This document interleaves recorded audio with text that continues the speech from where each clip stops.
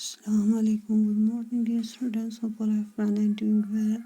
Today we are going to read the poem to the Cuckoo, written by the poet William Wordsworth.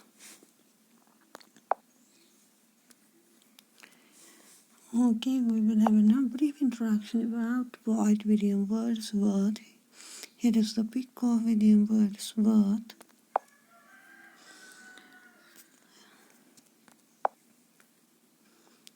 Now we have a brief introduction about the poet.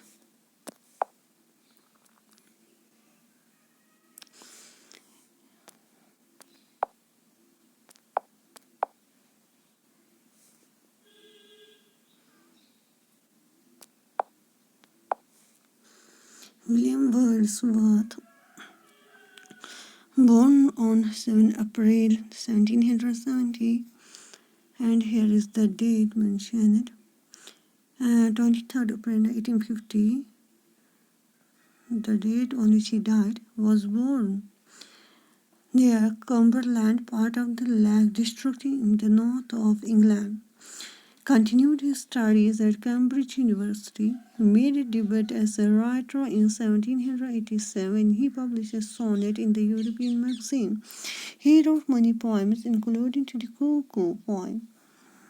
He died on April 23rd, 1850.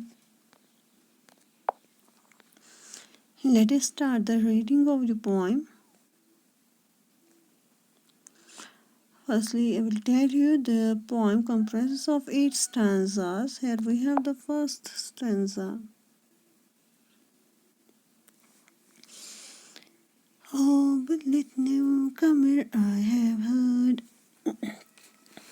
Oh, but let newcomer I have heard. I hear thee and rejoice. I hear thee and rejoice. Oh, cuckoo, shall I call thee bird, or but a wandering voice? Bullet means cheerful or careful. Rejoice means joy, and thee means you. Here, poet refers to the cuckoo. Okay, in the lines of the first stanza, the poet hears the sound of a cuckoo. The bird has recently come from its winter quarters. The poet calls it a happy newcomer. The bird's sweet warbling fills the poet with joy. The bird remains invisible to the poet, but its sweet voice can be heard from different places. The poet wonders if he should call the cuckoo a bird or a wandering voice. Okay, now we hear the second stanza. While I am lying on the grass, while I am lying on the grass, tie to fall shout I hear, tie to fall shout I hear. From hill to hill it seems to pass, at once far off and near, at once far off and near. In these lines of the second stanza, the poet is lying on the grass. The twofold voice of the bird comes to him sometimes from far off and sometimes from very near. It seems to pass from hill to hill. Here we have the third stanza.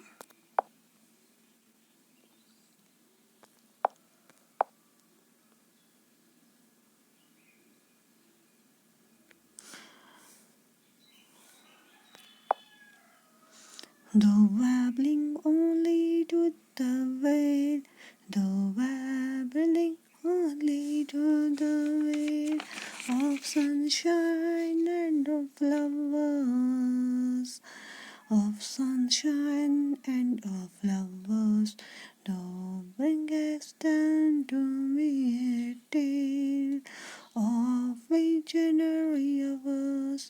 Thou bringest unto me a tale of visionary hours. In the third stanza, The poet says that the cuckoo is singing to the entire valley. It is singing songs of sunshine and of flowers, but it brings to the poet the memories of his childhood. It was a time when he used to live in the world of imagination. Now we have the fourth stanza. Thrice welcome, darling of the spring. Thrice welcome, darling of the spring. Even your thought to me, even your thought to me. No word but an invisible thing. No word but an invisible thing. A voice, a mystery, a voice, a mystery.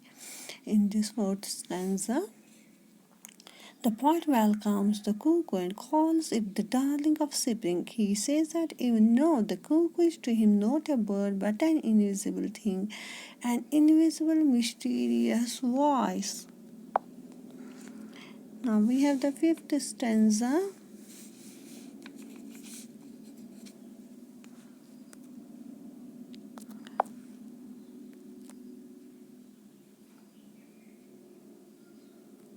The same home in my schoolboy days, the same home in my schoolboy days. I listened to that cry, which made me look 1,000 ways, which made me look 1,000 ways in bush and tree and sky, in bush and tree and sky. In the fifth stanza, the poet says that it is the same bird whom he used to listen in the days when he was a schoolboy. On hearing its voice, he used to look for it in 1,000 different places. He would look for it in bushes, trees, and in the sky. Now we have the sixth stanza. To seek thee did I often roam, to seek thee did I often roam. Roam means to travel, to move, especially a large area. Through woods and on the green, through woods and on the green, and towards still a hope, a love, and towards still a hope, a love. Still longed for, never seen, still longed for, never seen. Still longed means wished for. In these lines of the sixth stanza, the poet says, in order to find Cuckoo, I wandered through the woods and on the green plains, but I could not find or see it.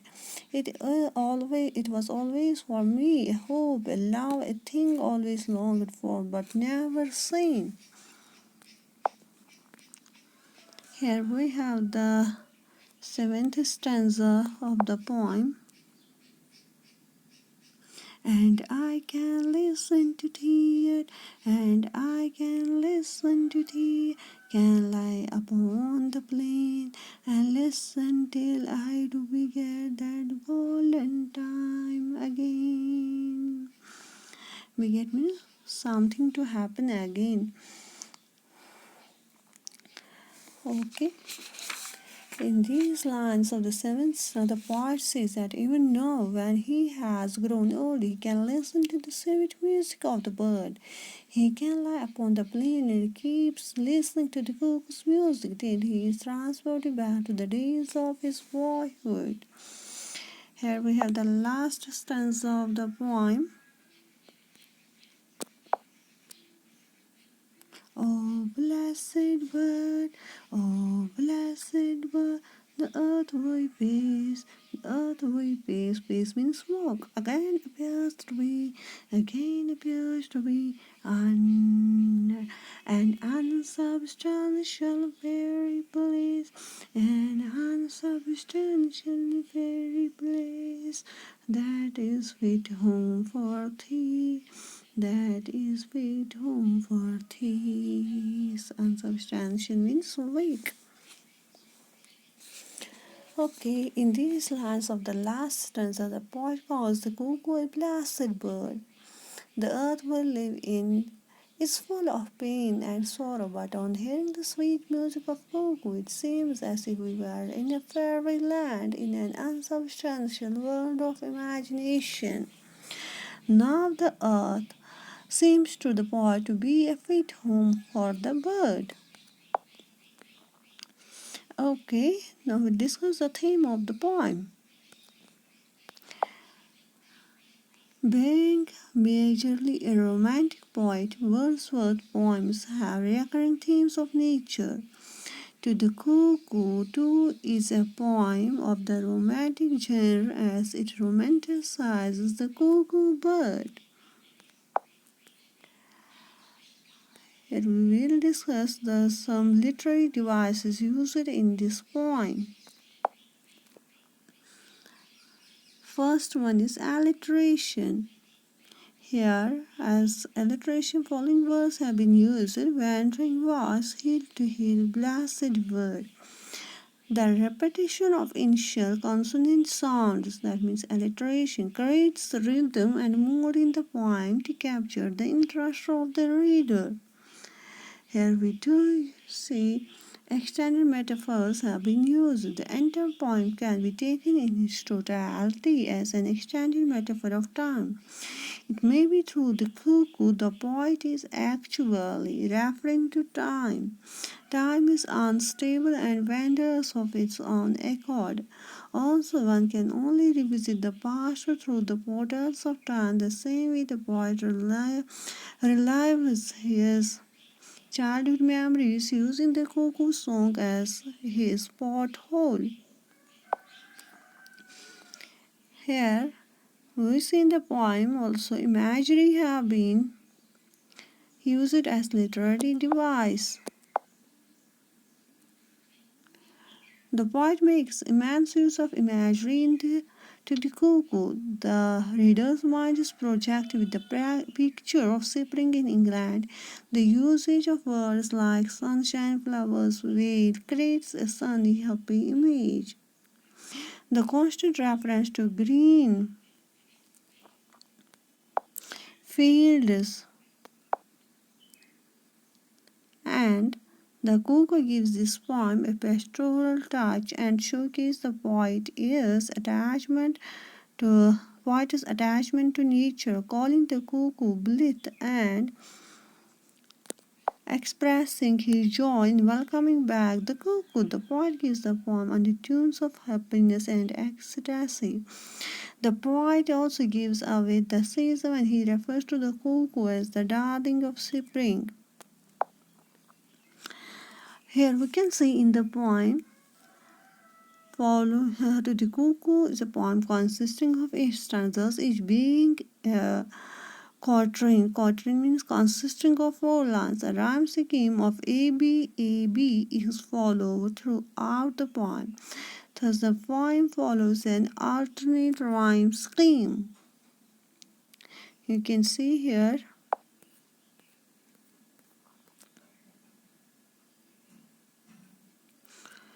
in the first stanza, whale. First line, flowers, tail, hours. You can see here are the rhyming words: whale, tail, flowers, hours. That means A B rhyme scheme is followed in this poem. In the next stanza, you can also see this same rhyme scheme is followed: spring, me, think, mystery.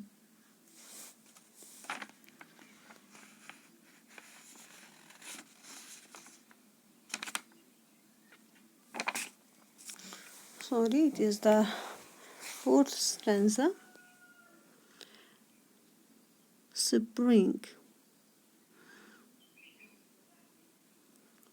think, me, mystery. Here you can see in this first and second are also the same rhyme scheme is followed. Heard, rejoice, bird, voice. Heard, bird are the rhyming words. Rejoice and voice are the rhyming words. A, B, A, B rhyme scheme is followed in the whole poem. Okay, dear students. Thank you all for watching this video. Have a nice day.